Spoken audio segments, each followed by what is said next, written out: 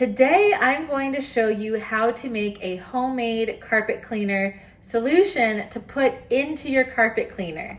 Before we get into it, make sure to hit that thumbs up button and subscribe to my channel for more health and homesteading content.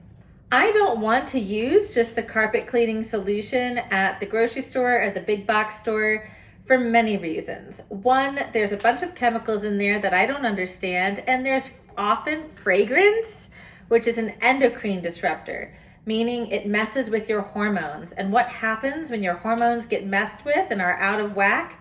Cancer. Over 70% of cancer in women is caused by synthetic hormones.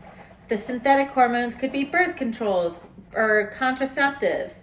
It can also be in the form of fragrance, these endocrine disruptors that are in so many of our beauty and home cleaning products.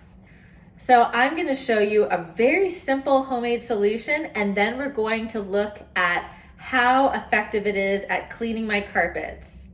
I have lived in this house for 2.5 years now. This is clearly a part of my nesting phase where I want to clean these carpets and get everything nice and fresh before the baby comes.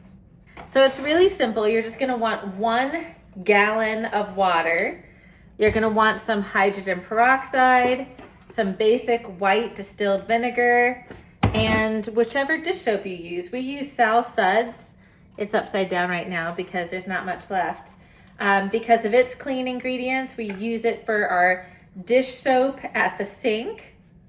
So the very first thing you're going to do is you're going to just take out some of the water in your gallon jug, and you're going to pour in a 1/4 cup of hydrogen peroxide.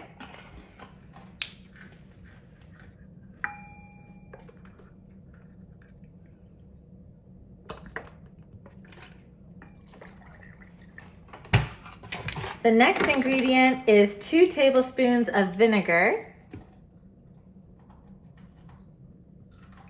Now you might be questioning yourself and thinking, I've been told not to mix vinegar with hydrogen peroxide, but that is in very concentrated doses, and you can make a natural sterilizer, parasitic acid, with vinegar and hydrogen peroxide, but that is something that you would do outside with completely different measurements, and we're not going to do that today.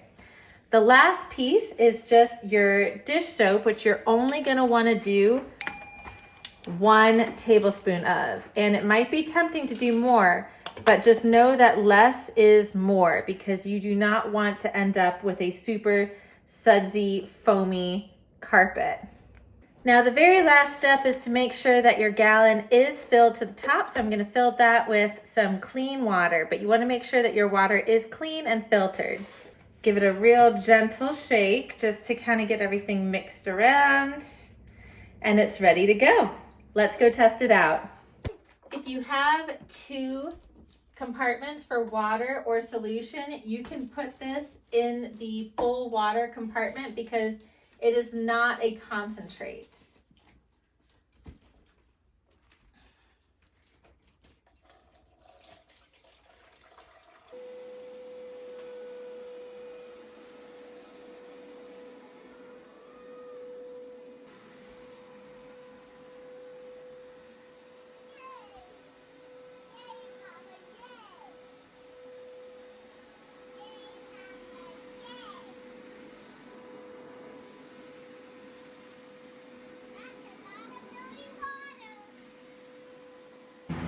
I am letting the carpets dry out with the fan on, windows open, that fan here, that fan here.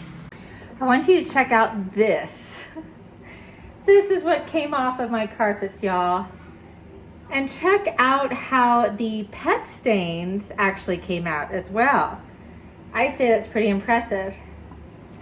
I hope you enjoyed this video on how to make a non-toxic cleaning solution for your carpet cleaner.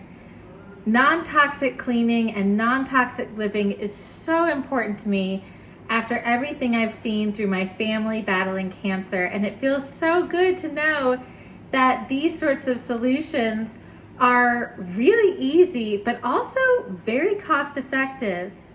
If you did enjoy this video, make sure to press that thumbs up button and subscribe to my channel for more health and homesteading content. Thank you so much for watching.